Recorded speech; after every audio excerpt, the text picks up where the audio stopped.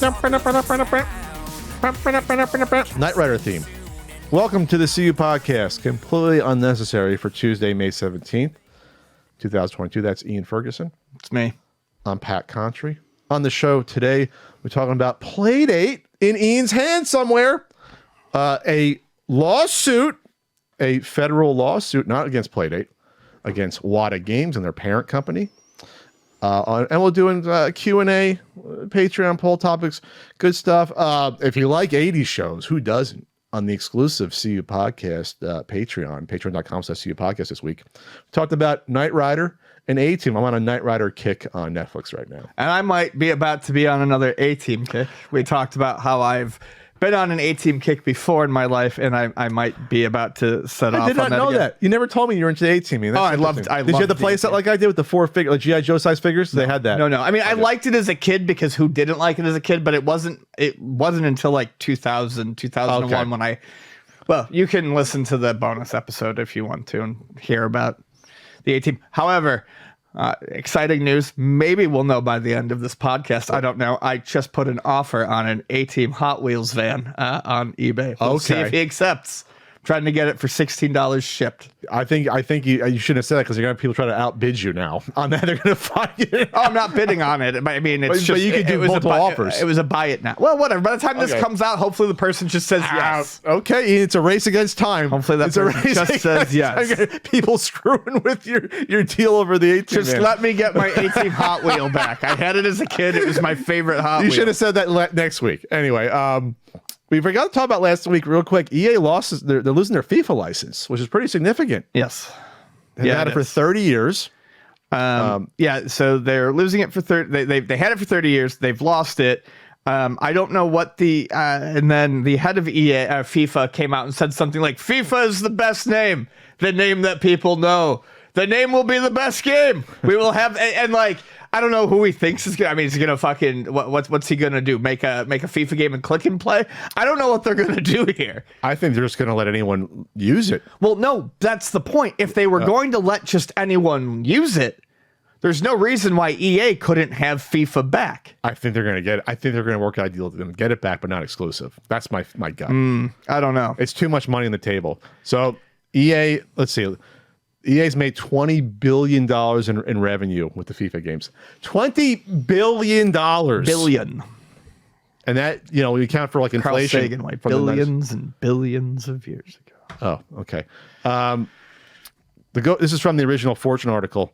Negotiations over the contract renewal had grown contentious and were drawn out into the public in October when EA said in a public statement that it was considering a name change. So this was like, I wonder if EA wanted a little bit wet their beak a little bit on some of these microtransactions and card packs and things like that. I wonder if that was part of it. I mean, it's obviously all money. I mean, I think they probably want a piece. They're probably like, no, getting the name's not good enough. We want a piece of this revenue. That's what I'm guessing. I think FIFA probably looked at what EA was making and wanted EA to spend more. Yes.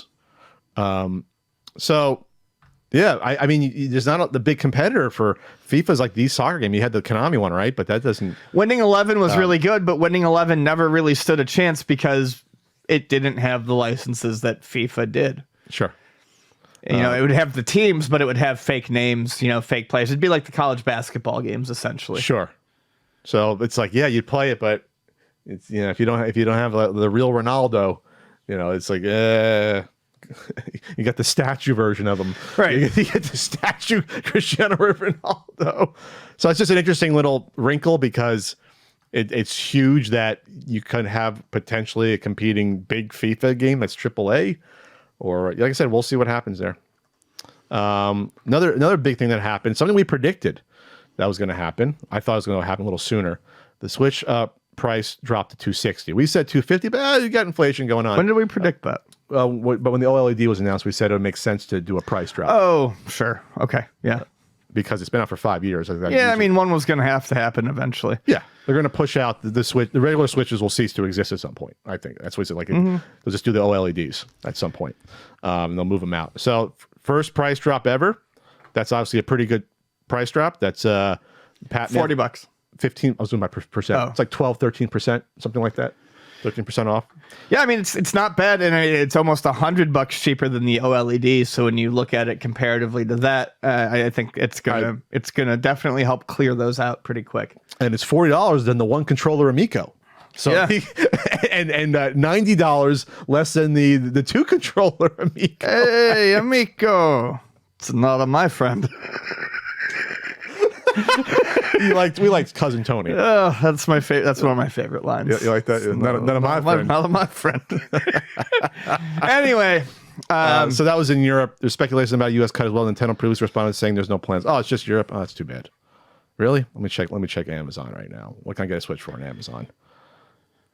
So, it's just Europe. Damn it. Okay, it'll come here. They'll do it here. Oh, that was the European price drop. Yeah. I'm sure it'll happen in the U.S. eventually. Well, they're making a little more. The euro's worth a little bit more, right? I think, yes. I always forget the pound's always worth more than the dollar. The euro is not always worth more. I think it's worth a little bit more. Right now. It fluctuates. The pound's worth always a decent amount more. That's why the British are always like, oh, our money's worth more. We're not going to the euro. Well, screw you guys. We're going to keep the pounds. It's like, well, that makes sense. We accept USD at ultimatenintendo.com. That's dollars. There you can get your nice guidebooks. You get the CU podcast. Enamel pin. We're down to less than 10 of those before a restock in the future. The Pat Pixel pin. RBI baseball stickers up the wazoo. Use it as toilet paper. It's the same size roll as the ones you see in the airports. It's a gigantic one there. And we got t-shirts. We sold a few t-shirts last week. We sold a limited shirt last week. Oh, we did. Lovely. So go to ultimatenintendo.com. I'll be on Twitch earlier on Wednesday because it's game one of the Western Conference Finals and NBA. I'll be on 4 p.m. PST tomorrow, twitch.tv/ContriCode, and I'm on Cameo, cameo.com/PatContry. So there was interesting news regarding Street Fighter recently in the character Fei Long, who is based upon Bruce Lee. First appeared in Super Street Fighter 2. And basically someone who works on Street Fighter, Lindholm. I hate it when I can't find the name. Daniel Lindholm. Composer for the Street Fighter series. Came out and said, a character that I know we won't see at all. There's been a lot of discussion about it. I mentioned earlier a character I would like to rewrite the music for would be Fei Long. I have other sources, not only Capcom, but friends of mine in the U.S. who are very close friends with the Lee family, and they've basically said that any kind of resemblance to Mr. Bruce Lee is now omitted for comedic effect comic stuff. It needs to be honorable. That's why we won't see Fei Long again, ever. He followed up quickly and said that he was speaking on a hypothetical level and had sources close to the Lee family, but not from Capcom. So he's already reversing what he's saying. Because he said in the original thing that the sources were from Capcom and his friends that were close to the Lee family. So he edits it that way. Fei Long's never really been seen as in this article states on Destructoid, has never really been seen as a comic. I mean, serious character. It was a serious character. Yes. There have been comedic representations of Bruce Lee, in the past, but Fei Long is not one of them. I've seen Once Upon a Time in Hollywood. It's a great movie. I don't know if you saw it. I have just like less than zero interest in that movie. Okay, I thought it was good. If I saw it on TV, I DVR'd it. Bruce Lee shows up for like 5-10 minutes. I particularly don't want to see the Bruce Lee segment. I was going to say that. This is, like I said, it might be on the heels of that. His portrayal, he portrayed him as like super arrogant, super into himself, and just like looking to fight. Brad Pitt's character, basically like looking to fight, and that's where it's like, it's a little over the line. But zero interest in that. Yeah, but everything's over the top in a Tarantino movie. Sure, he blends history in all these movies, but it could be because they don't want that to happen. But like you said, he's never been a comedic character. Well, here's the kicker, though. The official Bruce Lee account, which is run by his daughter, stated, "We never made any comments of this nature. We have no idea who Daniel Lindholm says his close friends of the family are, but his comments are entirely false surrounding the Bruce Lee family." So to me, it sounds like some guy who is just, I don't know, fucking going off. Maybe he does. It's weird for someone to say something so authoritatively and then have it so immediately shot down. But he's connected to the series. He's worked on the series. That's why it's so weird. So he's heard something, but Or you should, well, no, because he said it was Capcom and close friends of the Bruce Lee family. Then said it wasn't Capcom, it was just friends of the Bruce Lee family. And here's Sharon Lee saying, I don't know who the fuck he's friends with. Oh. So or maybe they want any negotiations potentially to stay behind the scenes. Or he's just fucking opening his mouth and talking shit. This is Destructor Arlo said, in any case, Capcom can simply choose not to include Fei Long in the launch roster of a game or any DLC of any future game merely because they want to. I always thought that if you have him as a DLC character, you just kick some money back to the family. Like that's a good way to do it. Sure. You give because if you want Fei Long, whatever, it's part of the pack. You give the character pack, you give some money back. Because you're allowed to do like parodies of characters and like, but I understand it's super close the same way martial law is basically Bruce Lee. It sounds just like him. Yeah. In Tekken, it's him. And Forest Law, the son. Yep. It's the same character. You're gonna have that happen because Bruce Lee is treated like a god, you know. Yeah. In the Asian world, so you're gonna see him show up in games, martial arts games. You're just going to do that. It's gonna happen. You know, I don't think I've ever heard of a disrespectful. I'm sure they Bruce Lee exist, in a game? but I haven't gone out and looked for it. And yeah, I mean, the ones that I know of in a game aren't. No, you would not do that. People would be so pissed off. He's beloved amongst everyone, martial arts world and UFC and everything. It's like, no, they wouldn't do that. This made my day, Ian. The Arcade1Up Pac-Man giant joystick that they are now. Yeah, I mean, I don't. It's not $49.99. It's $149.99. Oh no. Yeah. Okay, I missed. It's $150. It's on sale on Amazon right now. This is not an ad, but I think I saw it yesterday for $120 when I looked it up. It is a 3 or 3.5 foot tall joystick that has 2 buttons on it, so you can move it around, but you can also use action buttons. 3 feet tall. Under 3 feet. Okay. And it has a number of games on it, not just including Pac-Man, but also has games like Mappy and this was the one that I had to text you about yesterday, Rolling Thunder. Good luck playing that with this joystick, but it would be fun. Yeah, it would be amusing. Yeah. I'd pay to see someone beat the first level with this joystick. This is not like a maze thing where, like in Pac-Man, you have to change directions, but not as quickly. It is not as frequently as Rolling Thunder. You'd be going like.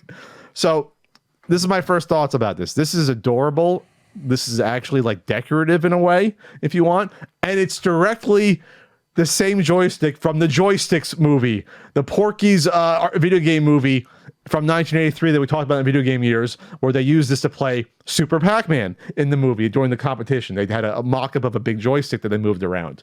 They had it in the trailer. You know if you remember that. I've never seen joysticks. We talked about this. Look, we talked about them in 2013 when we shot the segments. We talked about it came up recently. And what? Yeah, recently. Yeah, really? Joysticks came up again. I think you had watched it recently or something. I didn't watch that. Oh no, it came up in something. Okay, so there's a giant joystick in the scene, and it's that, and that was a Namco or Midway at least sponsored movie because they had Pac-Man, Pac-Man little inner cuts of him going along, and they had Super Pac-Man in the movie, so it was a weird relationship in general because it was an R-rated movie with titties in it and stuff. It was weird. Pac-Man, Pac-Mania, New Rally X, Galaga, Galaga 88, Dig Dug, Super Xevious, Rolling Thunder, Dragon Spirit, and Mappy.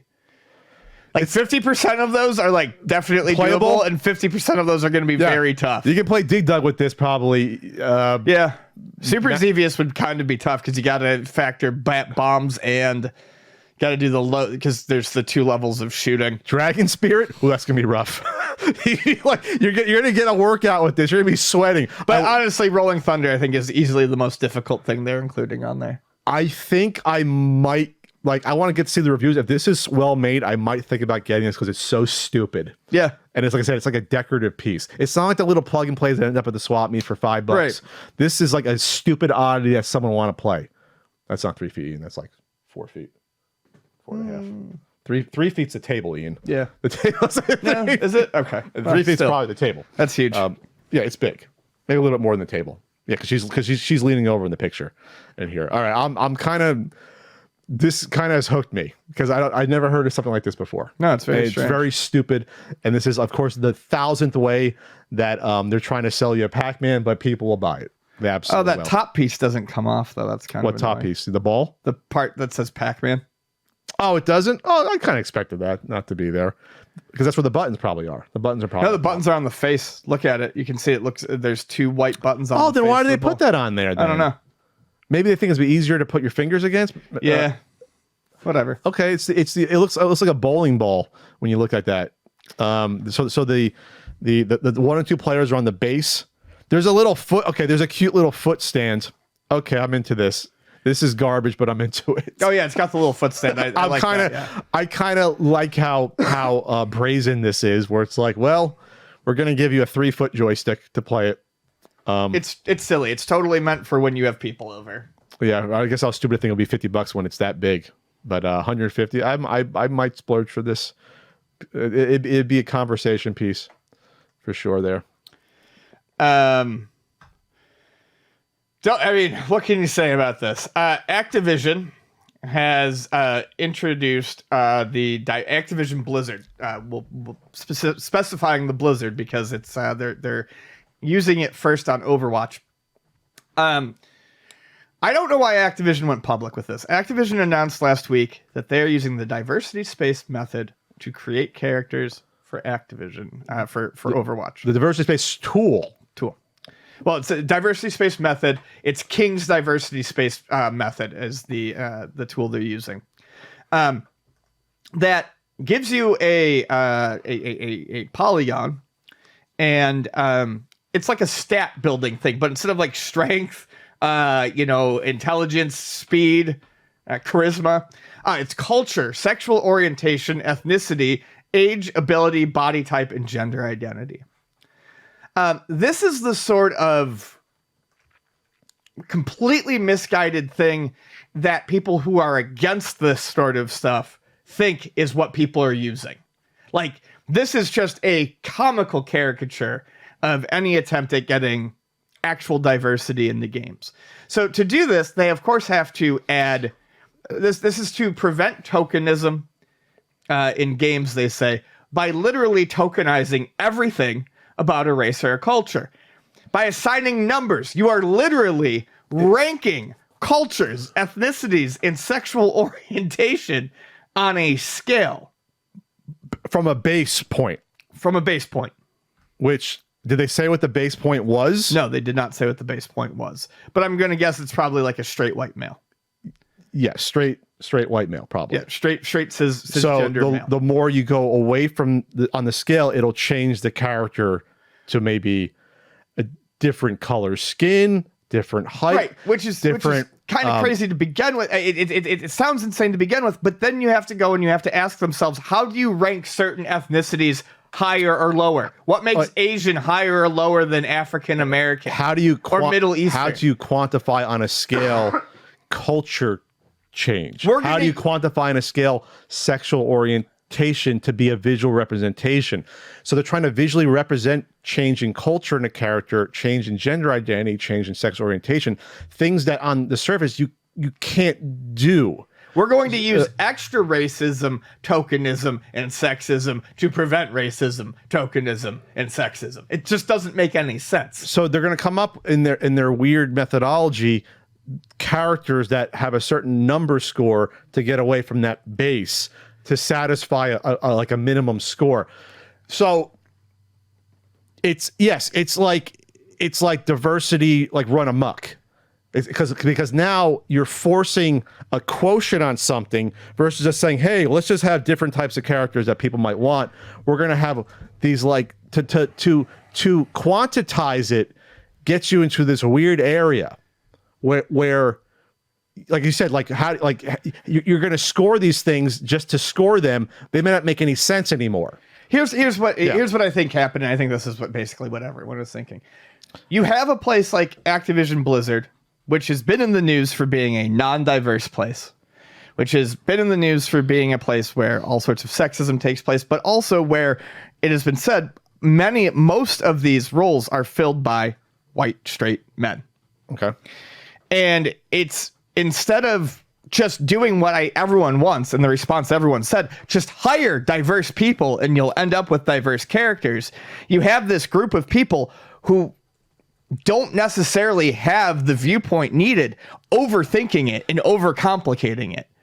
And instead of just hiring diverse people, they go and they make this insane fucking system. But you don't need to do that. Isn't Overwatch known for having diverse characters already? Well, yes. So that doesn't make any more sense. I mean, then just keep doing what you're doing then, even, like, to me, right? Like, just keep making diverse characters. Right.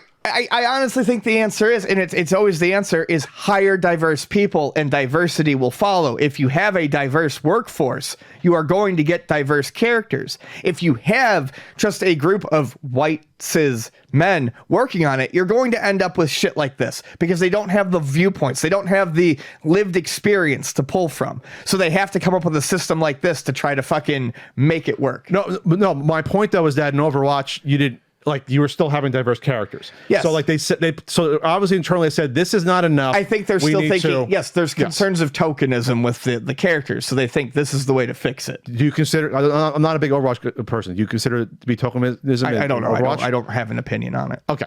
To me, I've never heard of this being a complaint before. I've heard this being the most diverse character set. I'm looking at the characters. It is. It's a diverse character set. Yeah.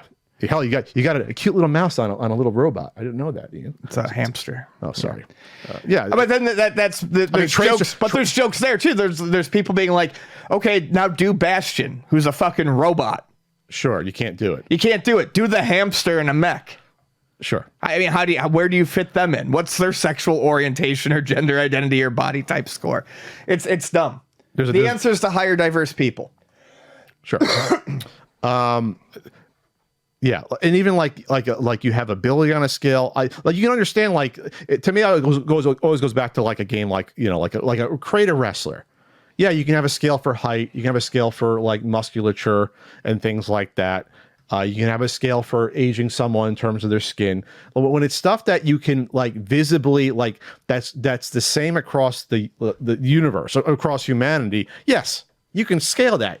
I can't, in my mind, I love to sit down with someone, as someone who studied, anthropology, be like, how do you quantify culture? Like, what does that mean? Do you know what culture actually means? Are you saying that, like, the base, like, white person, their culture is not, it's like less than someone to an extreme, like my don't know what it understanding means. is you basically go from least represented to most represented. Okay. So when you look at something like age on this scale, you're not going from young to old. You're probably going from 25-year-old white dude to 76-year-old grandma. Okay. It's yes. So then my question would be, how do you represent that?